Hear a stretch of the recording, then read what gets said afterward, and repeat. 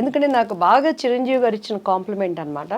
3 సినిమాలు ఒకటే సంవత్సరంలో, పెళ్లి పుస్తకం, ఇద్దరు పిల్లల ముద్దుల పోలీసు, ఎదురింటి మొగుడు హ్యాట్రిక్ హిట్ చిత్రాల కథానాయిక అని అప్పట్లో ఆంధ్రజ్యోతి వీటిలో వచ్చినప్పుడు చిరంజీవి గారు ఒకసారి ఎయిర్పోర్ట్లో చెన్నై, మా అమ్మగారు వెళ్ళిపోయి ఏ తొందరగా వెళ్ళు, నమస్తే చెప్పు, బాగా మాట్లాడు, ఆయన పక్కన నీకు అవసరం వెళ్ళంగానే సార్ నమస్తే అండి అని అన్నారు.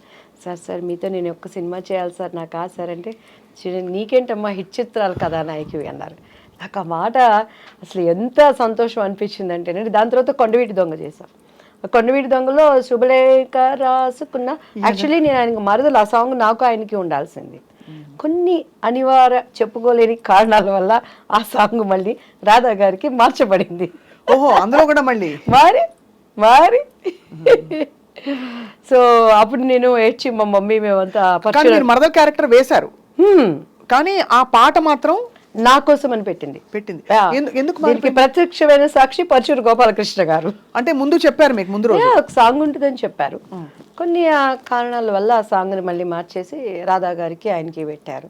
సో అలాంటి సంఘటనలు ఎన్నో, అలా చెప్పుకోలేనివి కొన్ని కొన్ని ఉంటాయి. చాలా మీరు పోరాడారు అయితే. చాలా నేను పోరాడలే, మా అమ్మ పోరాడారా? నేను రిలాక్స్. అమ్మ అలా నిజంగా కంటికి రెప్పలాగా అమ్మ కనుపాపలా చూసుకున్నారు మిమ్మల్ని నిజంగా, అంతే కదా? అంతే, ఎక్కడ కసి కందకుండా. మీరు ఫిల్మ్స్ బాగా సాగుతున్న టైంలో మీ వివాహం ఎలా జరిగింది దేవివాణి గారు? వివాహం కూడా చేసుకోవాల్సి వచ్చింది ఒక లెక్క. ముత్తినంత హెండతి అని ఒక కన్నడ మూవీ జరిగిందండి. మాలశ్రీ, సాయి కుమార్, నేను. ఆయన చూడటం, ఇష్టపడటం, అండ్ మా వాళ్ళతో మాట్లాడటం, అండ్ కొన్ని ఇంట్లో వాళ్ళకి ఇష్టపడలేదు, ఎందుకంటే చాలా భవిష్యత్తు ఉంది కదా నా మీద. మంచి అంటే అందరూ మంచి పీక్లో ఉన్న మీరు. నాకు 22 yearsకే మా బాబు పుట్టేశాడు. But did you feel you made a wrong choice అప్పుడు? 100%. ఎందుకంటే కెరియర్ పీక్లో ఉన్నప్పుడు ఏ స్త్రీ కూడా, అందులో ఇట్స్ అ పవర్ఫుల్ పొజిషన్, ఆర్థిక స్వాతంత్రం, డబ్బులు, పవర్, ఫేమ్ అన్ని. అప్పుడు ఏమనిపించేది అంటే, ప్రేమించారా? ప్రేమించబడ్డాను. ఓకే, సో అందరి జీవితాల్లో అవుతాయండి. సో ఇట్స్ లైక్ ప్రేమ అంటే మనకు తెలియదు, అంత సీన్ లేదు మన ఫేస్లకి. ప్రేమించబడ్డాను అనమాట. అంటే ఇంకొకటి ఏంటంటే, స్వప్న గారు, నేను 14 yearsకి ఇండస్ట్రీకి వచ్చేసాను. డాన్స్ 87. నా 10th ఇంకా నాకు ఇది కూడా రాలేదు, ఏమంటారు దాన్ని, నా రిజల్ట్స్ కూడా రాలేదనమాట. మా నాన్నగారు చనిపోయారు. సో ఆ సినిమా హిట్ అయిపోయింది. ఒక 6 months ఏదో నా మీద వర్కౌట్ చేశారు మమ్మీ వాళ్ళు క్యారెక్టర్స్ కోసం. నా ఆల్బమ్ రావటం అప్పట్లో ఎస్పి వెంకన్న బాబు గారికి చేతుల్లోకి వెళ్ళింది. ఆయన డేట్స్ చూస్తానికి తీసుకునే టైంలో టక్టక్క సినిమాలు రావటం, రామారావు గారు, పసుపులేటి రామారావు గారు డేట్స్ చూసేవాళ్ళు, ఉమా అంకుల్ చూసుకునేవాళ్ళు. కొన్ని దానిగా వచ్చాయి. 3 years నాన్ స్టాప్గా నేను ఇల్లు చూడలేదు. ఒకలాంటి హోమ్ సిక్ అయిపోయేది. మా ఇంట్లో ఒక్కొక్క పిల్ల, మా అక్క, మా అన్నయ్య. అట్లా టైంలో నేను కళలో ఆ సినిమా హిట్ కొట్టడం, వెళ్ళిపోవటం, చేయటం, నాకేమైపోయేదంటే పొద్దుగూకులు వర్క్, అమ్మ నాన్న. సో ఆ టైంలో ఏదో ఒకటి నాకు ఐ వాంట్ సంథింగ్, అది నాకంటూ ఒక స్వతంత్రమైన జీవితం చెప్పుకోలేని పరిస్థితి. నేను నా భావనలు నేను చెప్పుకోలేను. డ్రెస్ వేసుకోవాలా, అమ్మ చెప్పింది వేసుకోవాలి.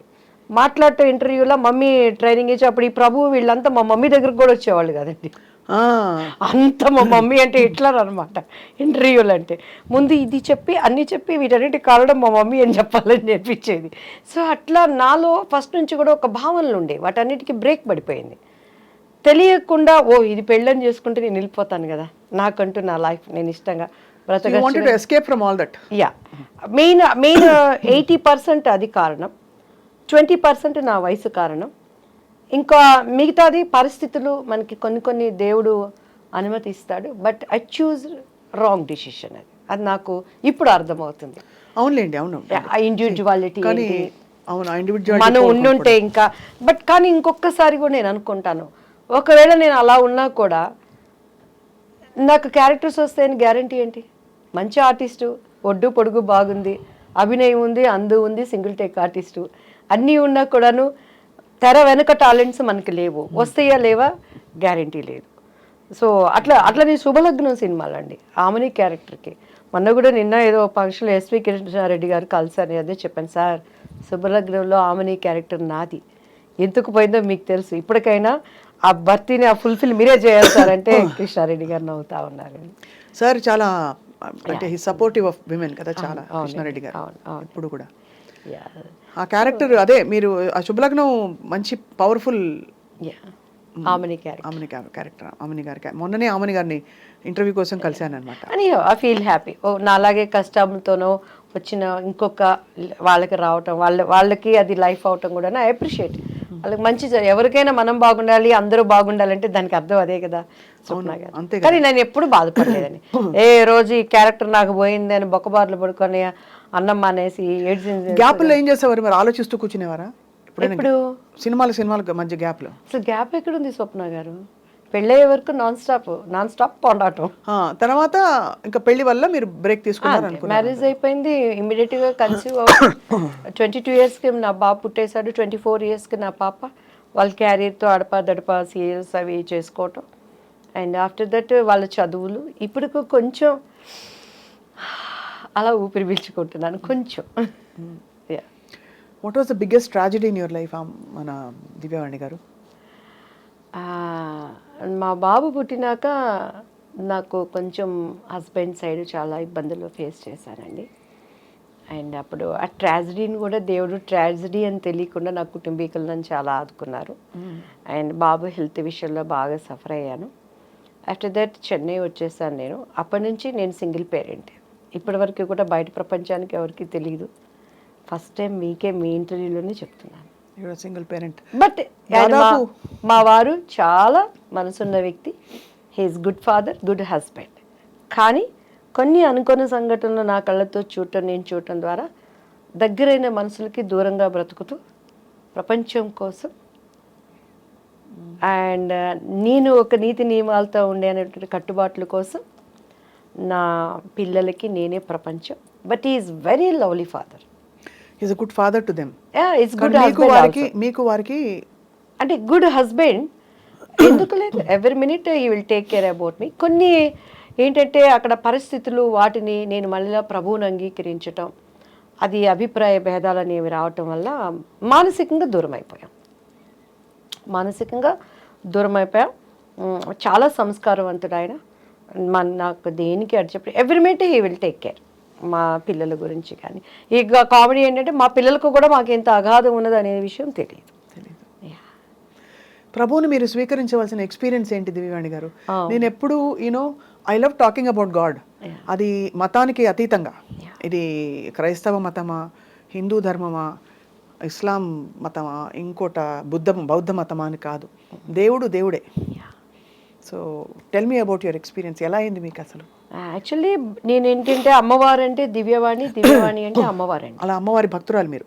భయంకరంగా. సుప్రభాతం మనం పాడామంటే అమ్మాయి శుభలక్ష్మి అక్కర్లేదు అంత.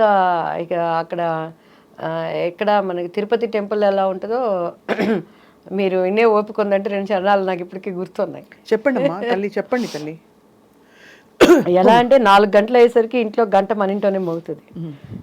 టేప్ రికార్డు ఉండదు. మా పిల్లలు చిన్నోళ్ళు. మా అబ్బాయికి మొత్తం స్నానం చేయించేసి పంచి కట్టేసి నాతో పాటు దేవుడి గదిలో కూర్చోబెట్టి అలంకరణ అంతా అయిపోయిందంటే